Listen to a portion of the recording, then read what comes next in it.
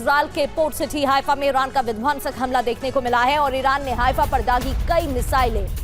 Haifa के आसमान में देखी गई हैं कई ईरानी मिसाइलें। हाइफा में ऑयल रिफाइनरी को निशाना बनाया गया है और ये तस्वीरें आपके सामने हैं। ऑयल रिफाइनरी पर टारगेट किया गया है। Oil depot, oil refinery target पर है। भारी नुकसान पहुंचाने के लिए रणनीतिक तौर पर हमले यहां पर किए जा रहे हैं। इजराइल में एक तरफ तेल अवीव में हमले हो रहे थे, तो अब हाइफा में देर रात लगातार हमले देखने को मिले हैं। और ईरान के मिसाइल हमले के बाद हाइफा में आग भी लग गई। ईरान के हमले में 2 लोगों की मौत की खबर और कई लोग घायल बताए जा रहे हैं। हाइफा में सड़कों पर खड़ी गाड़ियां भी हमले की चपेट में आई हैं। आग लग गई वाहनों में। ईरान के हमले में इमारत में भी आग लगी है। ये देखिए, रिहायशी इलाका मालूम पड़ता है। आसपास इमारतें नजर आ रही हैं और नीचे वाहन खड़े दिख रहे हैं। कई वाहन आग की चपेट में। और हाइफा में ईरानी हमले का एक और वीडियो सामने आ गया है। तस्वीर आपको दिखाएंगे। हाइफा में मिसाइल गिरने के बाद कई इलाकों में आग लग गई है। मिसाइल अटैक के बाद कई गाड़ियों में आग लगी है। हाइफा में राहत और बचाव का कार्य जारी बताया जा रहा है। ये इजराइल के हाइफा की तस्वीरें आप देख रहे हैं। हमलों के बाद कई वाहनों में आग लग गई। इमारतें भी आग की चपेट में आई हैं।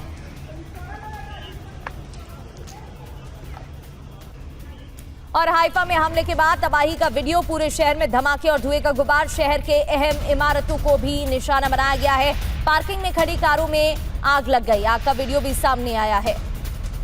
तो पूरे शहर में धमाके हुए हैं और ये तस्वीरें आपके सामने। एक तरफ जहां इजराइल की तरफ से ऑपरेशन जारी है, तेहरान में तबाही मचाई गई है, तो दूसरी ओर ये तस्वीरें आप हाइफा की देख रहे हैं। यहां पर भी हमले ईरान की तरफ से जारी रहे हैं। हमले के बाद तबाही भी देखने को मिली है। तो इजराइल के पेटा टिकवा में बड़ा हमला हुआ है। गुजदान इलाके में कई स्थानों पर हमले हुए हैं। ईरान के हमले के बाद कई गाड़ियों में आग भी लग गई। ईरानी हमलों में एक महिला के घायल होने की भी खबर है। ये देखिए तस्वीरें। रिहायशी इलाके हैं ये, जहां पर कई लोगों के घायल होने की खबर है। कई लोगों की जान गई है। लेकिन ये तस्वीरें पेटा टिकवा की देख रहे हैं। यहाँ पर जानहानि की खबर तो सामने नहीं आई है, लेकिन घायलों की जानकारी जरूर मिली है। इन तस्वीरों में देखा जा सकता है कैसे कई वाहनों में आग लग गई।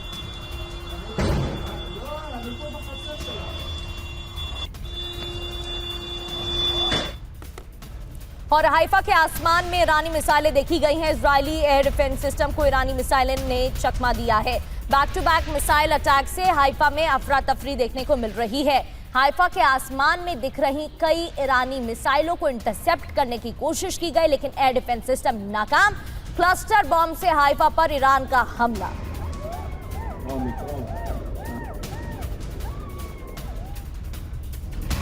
हाइफा में ऑयल रिफाइनरी के पास आग लग गई। ईरान के क्लस्टर मिसाइल हमलों से बड़ी तबाही देखने को मिली है। हाइफा ऑयल रिफाइनरी को भी भारी नुकसान की खबर है।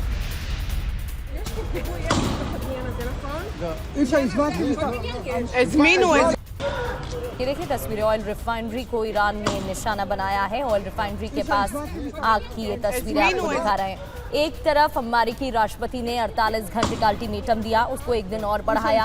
अब आज रात 10:30 बजे करीब वो प्रेस ब्रीफिंग भी करने वाले हैं। इस दौरान वो किन मुद्दों पर बात करेंगे, ये बड़ा सवाल यहाँ पर उठ रहा है। लेकिन इस बीच हमले तेज हो गए। ईरान की तरफ से भी हमले किए जा रहे हैं और तेल अवीव और हाइफा में लगातार तबाही मचाई जा रही है। और हाइफा में ईरान के मिसाइल हमले की एक और तस्वीर आपको दिखाते हैं। एक और हमला। हाइफा के आसमान में सिर्फ धुआं ही धुआं दिखा है। ईरान के हमले में कई इमारतों को भारी नुकसान हुआ है। ये तस्वीरें रिहायशी इलाकों की हैं। एक तरफ ऑयल रिफाइनरी को निशाना बनाया गया, ऑयल डिपो पर हमले किए जा रहे हैं, तो दूसरी ओर इमारतों को रिहायशी इलाके में भी नुकसान। और इजराइल के हाइफा में ईरान का हमला। हाइफा में रिफाइनरी पर ईरान का अटैक। डिफेंस सिस्टम हमलों को रोकने में नाकाम, क्योंकि दर्जनों मिसाइलें दागी जा रही हैं। और मनीष ने भी ग्राउंड रिपोर्ट आपको दिखाई थी, क्योंकि मलबा भी बिखरा है और जो डेब्री निकले हैं उनसे भी भारी नुकसान हो रहा है। जिन जिन स्थानों पर ये गिरे हैं वहां पर भी तबाही मची है। तो हाइफा में ईरान के हमले से तबाही का वीडियो सामने आया और मंजर देखने को मिल रहा है। सड़कों पर तबाह हुई गाड़ियां देखी गई हैं। कई गाड़ियां पूरी तरह से खाक हो गई। हमले के बाद धमाके की आवाज काफी दूर तक सुनाई दी है।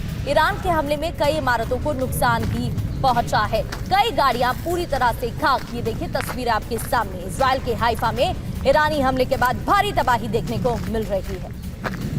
कई गाड़ी उल्टी पलटी नजर आ रही है और दूसरी ओर कई गाड़ी क्षतिग्रस्त दिखाई दे रही हैं, तो कई गाड़ियों में आग लग गई है। अब बात तेल अवीव की करते हैं। ना सिर्फ यहाँ तेल अवीव में भी हमले हो रहे हैं और ईरान के हमले का विध्वंसक वीडियो देखने को मिल रहा है। ईरानी मिसाइल गिरने के बाद धमाका हुआ है।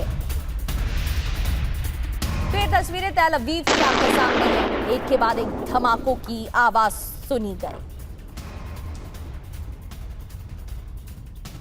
तेल अवीव में गिरी ईरानी मिसाइलें, रिहायशी इलाकों में हमले से आग लग गई। रिहायशी इलाकों में हमले से आग लगी है।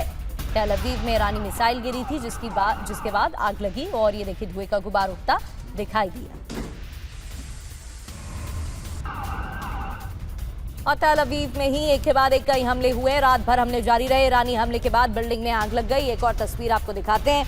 इमारतों की ये तस्वीरें हैं। इमारतों के बीचों बीच धुएं का गुबार निकलता नजर आ रहा है।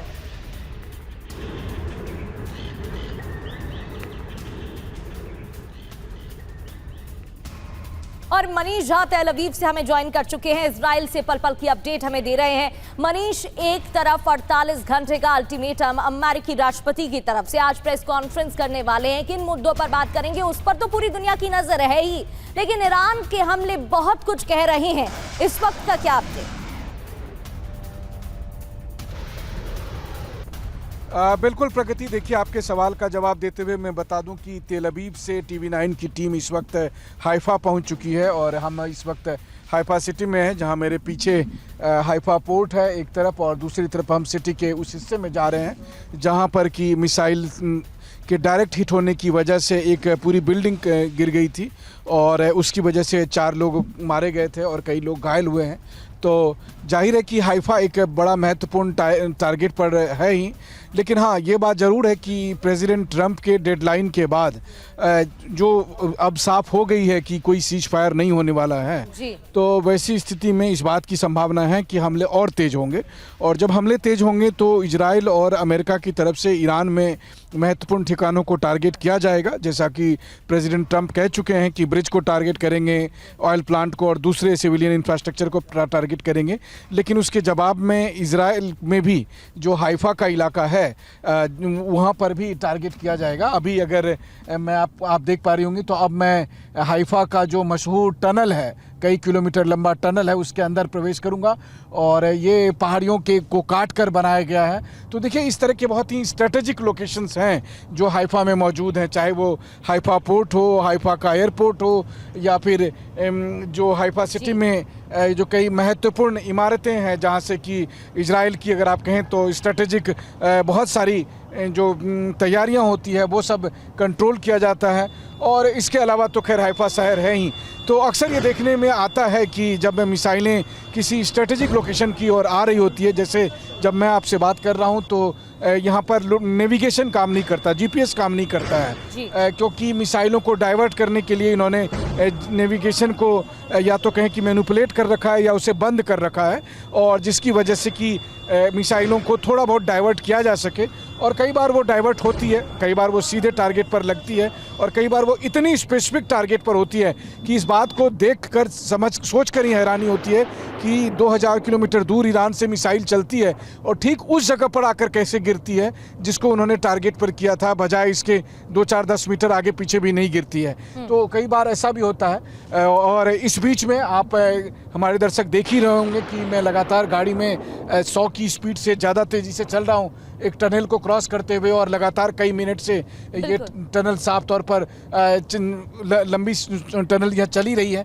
महत्वपूर्ण बात यह है कि इजराइल को इस बात का एहसास है कि प्रेसिडेंट ट्रंप की डेडलाइन ख़त्म होने के बाद जब हमले होंगे तो जाहिर है कि ईरान सबसे अधिक हमला हाइफा शहर पर करेगा, उस जगह पर जहां पर कि इजराइल का अगर आप कहें तो ये एक स्ट्रेटेजिक कैपिटल है। पोर्ट तो है ही, पोर्ट की वजह से दुनिया भर के सामान इजराइल में जो आते जाते हैं वो यहीं से है, लेकिन हाँ अभी युद्ध की वजह से यहाँ पर भी पोर्ट के कामकाज पर भी बड़ा असर पड़ा है।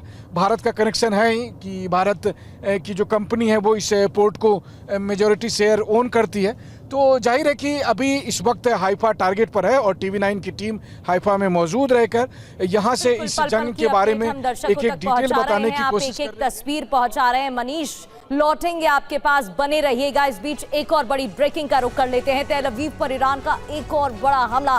मिसाइल हमले के बाद बिल्डिंग में भीषण आग लग गई। तो तेल अवीव पर भी हमले जारी हैं और हाइफा पर भी अटैक हो रहे हैं। हाइफा से भी जल्द लाइव तस्वीरें भी आपको दिखाएंगे, लेकिन मिसाइल हमले के बाद बिल्डिंग में कैसे भीषण आग लगी, फिलहाल ये तस्वीरें टीवी स्क्रीन पर आपके सामने। धुएं का गुबार उठता नजर आया।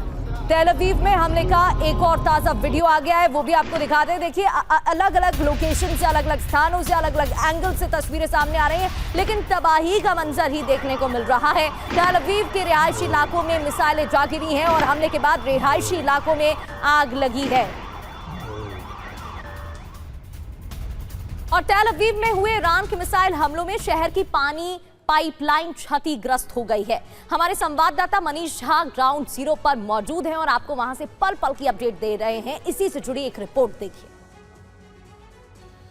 टीवी9 की टीम इस वक्त तेल अवीव में मौजूद है, जहां पर कि ईरानी मिसाइलों के हमले के बाद मिसाइल के टुकड़े आकर गिरे थे, जिसकी वजह से इस जगह पर न केवल नुकसान पहुंचा था, बल्कि यहां पर हाल आप देख लीजिए कि किस तरह से सड़क पर अभी काफ़ी पानी है। दरअसल हुआ ये कि जब मिसाइल के टुकड़े आकर उस बिल्डिंग के पास गिरे तो न केवल बिल्डिंग को नुकसान पहुँचा, बल्कि बिल्डिंग के साथ साथ उसके ठीक नीचे में जो कई गाड़ियाँ रखी हुई थी तो उसके वहाँ पर मौजूद कुछ कारों में आग लग गई थी। फिर जब अथॉरिटी के लोग कार में आग बुझाने पहुंचे तो उन्होंने देखा कि इस जगह पर जो वाटर पाइपलाइन है वो भी डैमेज हो गया है, जिसकी वजह से लगातार पानी लीकेज होने लगा और फिर सड़क पर काफ़ी पानी आ गया था। और इस वक्त भी आप देख सकते हैं कि जिस तरह की तस्वीरें टीवी9 अपने कैमरे के जरिए आपको दिखाने की कोशिश कर रहा है कि इस वक्त फिर अथॉरिटी की तरफ से, जो म्यूनिसिपैलिटी की तरफ से है, वो जो डैमेज पानी है वहाँ पर पानी सप्लाई को कट किया है ताकि जो पानी का लीकेज है उसको रोका जा सके। ये जो रोड पर इस तरह से आप देखिए कि पानी के लीकेज होने की वजह से या जो पानी बह रहा है यहाँ पर, तो आप देख सकते हैं कि ये जो पानी का लीकेज है ये भी मिसाइल की वजह से हुआ है। मिसाइल के टुकड़े की वजह से, जब मिसाइल के टुकड़े ने आकर एक घर को, कुछ कारों को और साथ में वाटर पाइपलाइन के सप्लाई सिस्टम को जो है सो हिट किया था और उसकी वजह से यहाँ पर ये नुकसान आप कह सकते हैं कि ये क्षति हुई है, जो साफ तौर पर यहाँ देख सकते हैं। इसके अलावा जो होम कमांड के पुलिस ऑफिसर्स हैं वो सब यहाँ पर मौजूद हैं। इस स्ट्रीट को यहाँ अभी फ़िलहाल कॉर्डन अप किया गया है और इसके अलावा जो म्यूनिसिपैलिटीज़ के लोग हैं वो तेज़ी से इस डैमेज को मिनिमाइज़ करने में लगे हैं। यानी कि जो बुनियादी ढांचे हैं उनको नुकसान पहुंचाया जा रहा है, जिससे कि ज्यादा से ज्यादा चोट दुश्मन को पहुंचे। अब इजराइल के पेटा टिकवा की तस्वीर आपको दिखाते हैं, कैसे तेल अवीव और हाइफा में नुकसान पहुंचाया जा रहा है। वो तस्वीरें आपके सामने हैं। अब ये तस्वीर पेटा टिकवा की देखिए। बीच सड़क पर मिसाइल का टुकड़ा आ गिरा। मिसाइल का टुकड़ा गिरने से एक महिला घायल भी हो गई। आप देख सकते हैं आसपास वाहन खड़े दिखाई दे रहे हैं, धूल और धुएं का गुबार उठता है और मिसाइल का टुकड़ा गिरने से महिला के घायल होने की खबर भी सामने आई है।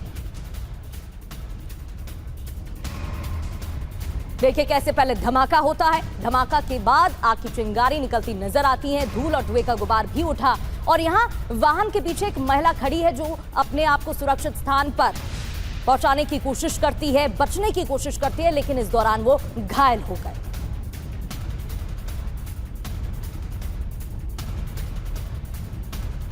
और ना सिर्फ इजराइल में हमले हो रहे हैं, यूएई अरब देशों में सबसे ज्यादा ईरान हमले कर रहा है और सबसे ज्यादा यूएई में आक्रामक तरीके से हमले हो रहे हैं। विध्वंसक हमलों की तस्वीरें सामने आई हैं। यूएई में कई स्थानों पर ईरान की भीषण बमबारी देखने को मिली है। ईरानी हमले से फुजेराह में भीषण धमाका हुआ है।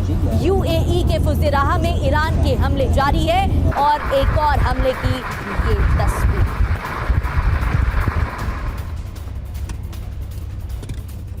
और इधर दुबई में टेलीकम्युनिकेशन कंपनी पर ईरान ने हमला किया है। दुबई हिल्स बिजनेस पार्क में ईरान का अटैक। सऊदी अरब में कई जगह धमाकों की आवाज सुनी गई है। बड़ी बात है कि जिस इंटेंसिटी के साथ ईरान इजराइल में हमला कर रहा है, उससे ज्यादा इंटेंसिटी के साथ अरब देशों में हमले हो रहे हैं, चाहे बात सऊदी अरब की हो, बहरीन की हो, कतर की हो, कुवैत की हो या फिर यूएई की हो, जिसकी तस्वीरें आपको दिखा रहे हैं। ये दुबई की तस्वीरें हैं। हिल्स बिजनेस पार्क में ईरान ने अटैक किया।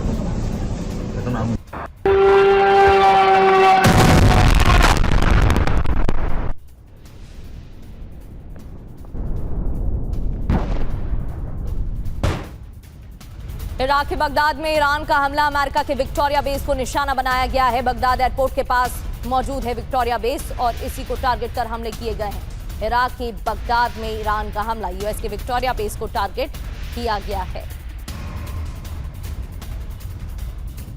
और बात एक बड़ी खबर की करते हैं। पायलट के रेस्क्यू ऑपरेशन में अमेरिका को बड़ा नुकसान हुआ है, ये खबर सामने आ रही है। बड़े नुकसान का दावा। आईआरजीसी ने पायलट के रेस्क्यू ऑपरेशन को नाकाम बताया। यूएस का 2C-130 एयरक्राफ्ट तबाह करने का दावा, 2 ब्लैक सी हॉक हेलीकॉप्टर मार गिराने का दावा, एक MQ-9 और एक हर्मीज 900 को मार गिराने का दावा भी किया गया है।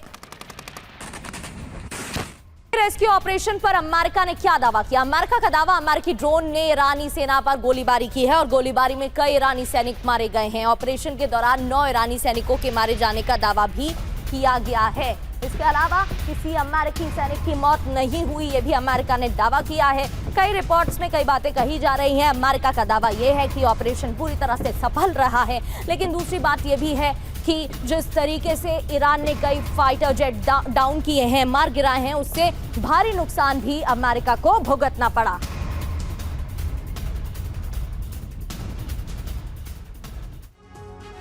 रेस्क्यू ऑपरेशन में यूएस को नुकसान कितना हुआ है, आईआरजीसी ने इसको लेकर क्या कहा है? पायलट के रेस्क्यू ऑपरेशन को नाकाम कहा आईआरजीसी ने। अमेरिकी एयरक्राफ्ट और हेलीकॉप्टर मार गिराने का दावा किया। उससे जुड़ी कुछ तस्वीरें भी हमने आपको दिखाई। कई अमेरिकी सैनिकों की मौत का दावा भी किया गया। अमेरिका को नुकसान का दावा, क्या दावा किया गया? 2C-130 एयरक्राफ्ट तबाह करने का दावा। इसके अलावा 2 ब्लैक सी हॉक हेलीकॉप्टर तबाह, एक MQ-9, एक हर्मीज 900 तबाह, एक परिवहन विमान भी नष्ट किया गया। अमेरिका ने क्या दावा किया है इन दावों को लेकर? ईरानी सेना पर गोलीबारी की गई। गोलीबारी में कई ईरानी सैनिक ढेर कर दिए गए।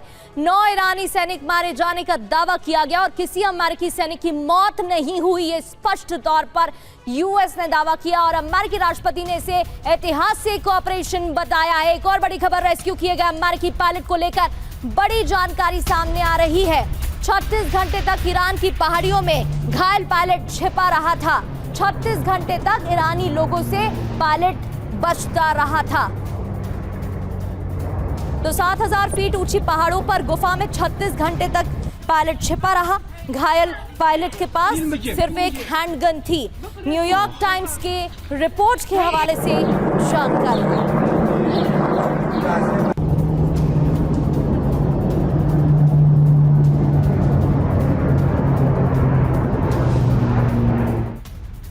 और ईरान को हथियार दे रहा है रूस। इस वक्त की बड़ी खबर, रशिया मदद कर रहा है। रिपोर्ट में बहुत बड़ा दावा, ईरान ने रूसी वेपन में यूएस विमान को गिराया। रूस ईरान के बीच हथियारों की डील।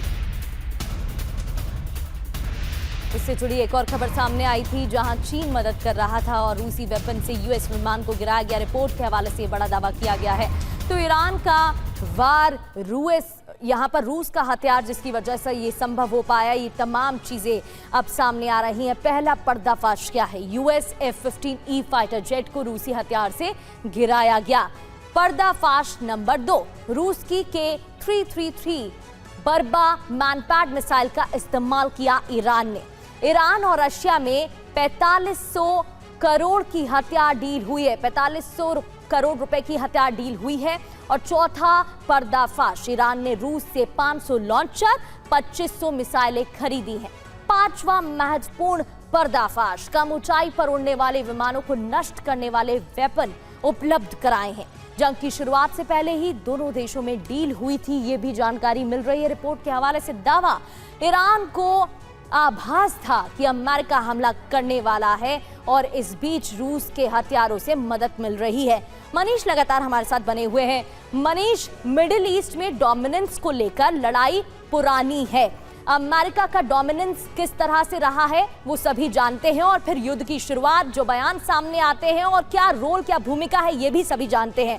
आरोप अमेरिका ने लगाया कि रशिया मदद कर रहा है। कई रिपोर्ट सामने आ चुकी हैं जिसमें स्पष्ट तौर पर कहा गया है कि रूस मदद कर रहा है और चीन भी मदद कर रहा है। और अगर ऐसा है तो फिर अमेरिका क्या स्टैंड लेने वाला है और इसका क्या इंपैक्ट पड़ेगा आगे? देखिए, सबसे दिलचस्प बात यह है कि मिडिल ईस्ट की अगर आप जियो पॉलिटिक्स को देखें तो यहाँ पर पहले से ही रूस और अमेरिका दो प्लेयर थे। अब चीन ने भी इसमें काफ़ी दिलचस्पी दिखाना शुरू कर दिया है, और जो अमेरिका के खिलाफ या कहीं वेस्ट के खिलाफ जो गठबंधन बना था, जिसमें कि रूस, चीन, ईरान और नॉर्थ कोरिया था, तो इस जंग में ये साफ तौर पर दिख रहा है कि ईरान की मदद के लिए अपने अपने तरीके से रूस, चीन और नॉर्थ कोरिया सभी मदद कर रहे हैं। कहा जा रहा है कि ईरान के पास जो लगातार मिसाइलों की सप्लाई हो रही है, इसके बावजूद कि अमेरिका और इजराइल की तरफ से इतने सारे अटैक होने के बाद भी जो मिसाइलें ख़त्म नहीं हो रही है, उसकी वजह है कि नॉर्थ कोरिया की तरफ से लगातार मिसाइलों की सप्लाई हो रही है, और वो भी चीन के रूट से वहाँ तक पहुँचा जा रहा है। वहीं दूसरी तरफ आप देखिए कि जो बात मैं आपसे कह रहा था कि ईरान के मिसाइल बहुत ही स्पेसिफिक लोकेशन पर टारगेट कर रहे हैं, तो इतना एडवांस नेविगेशन सिस्टम ईरान के पास नहीं है।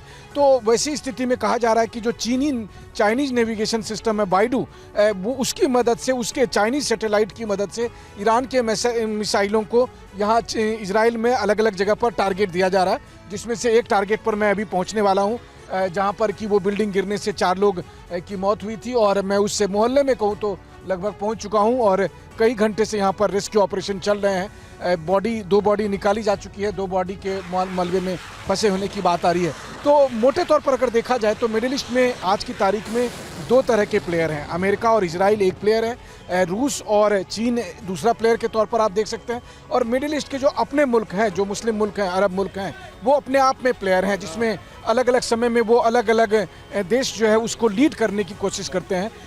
ईरान को लगता है कि वो मुस्लिम देशों का खलीफा बन जाएगा। सऊदी अरब को लगता है कि आज की तारीख में बेपनाह दौलत उनके पास है, वो खलीफा बन सकता है। मक्का मदीना के साथ साथ वो स्ट्रेटेजिक तौर पर भी खलीफा बन सकता है। दुबई वालों को लगता है कि अब उनके पास नया पैसा आ गया है, वो खलीफा बन सकते हैं। टर्की तो अलग से ताल ठोक ही रहा है। इससे पहले इजिप्ट को हमने देखा था, कर्नल सदात से लेकर अल सीसी तक वो भी सपना देख रहे हैं कि हम किस तरह से खलीफा बन सकते। तो ये आपसी वर्चस्व की भी एक लड़ाई है, और इसीलिए देखिए दिलचस्प बात यह है कि ईरान इस वक्त अरब देशों पर हमला कर रहा है, मुस्लिम देशों पर, और इजराइल पर हमला कर रहा है। इजराइल और अरब के बाकी मुल्क एक कतार में खड़े दिख रहे हैं, एक साइड में खड़े दिख रहे हैं, और ईरान उनका दुश्मन बना हुआ है। तो ये मसला केवल शिया सुन्नी का मसला नहीं है, ये मसला असली मसला है वर्चस्व की लड़ाई के लिए। और इसीलिए आप देखते हैं कि एक शिया प्रभावित, एक शिया मेजॉरिटी वाला ईरान जो है वो हमास जैसे सुन्नी ऑर्गेनाइजेशन को मदद करता है ताकि इजराइल को नुकसान पहुंचाया जा सके, और मिडिल ईस्ट की अपनी जो राजनीति है उसमें, वरना आप सोचिए कि कहाँ ईरान कहाँ इजराइल। ईरान 2000 किलोमीटर दूर है इजराइल से, और तब दोनों एक दूसरे के जानी दुश्मन बने हुए हैं। जबकि इजराइल के बॉर्डर पर जो जॉर्डन है उसने दोस्ती कर रखी है इजराइल के साथ। तो यही सबसे बड़ा दिलचस्प मिडिल ईस्ट की राजनीति को लेकर होता है, जिसे अमूमन लोग धर्म के आधार पर देखते हैं, लेकिन ये असल में यहाँ की खिलाफत का कहें या वर्चस्व की लड़ाई है, जिसके तहत कभी ईरान तो कभी टर्की और कभी कोई दूसरा मुल्क इजराइल के साथ या कहें कि अमेरिका के वर्चस्व को घटाने के लिए बिल्कुल मनीष लगातार जंग में एक पार्टी बने हुए रहता है। बिल्कुल मनीष, वर्चस्व की लड़ाई, साख की लड़ाई, और इसी वजह से 38वें दिन भी तस्वीरें जंग की सामने आ रही हैं। आप अपना ख्याल रखिएगा, बहुत बहुत शुक्रिया आपका। एक और बड़ी खबर का रुख करते हैं। रूस चीन के बीच ईरान जंग पर बात हुई है, दोनों देशों के विदेश मंत्रियों की बातचीत हुई है, और ईरान पर रूस चीन का रुख एक जैसा दिख रहा है। रूस चीन ने अमेरिकी हमले को उकसाने वाला हमला माना है। दोनों ने राजनीतिक बातचीत पर जोर दिया है।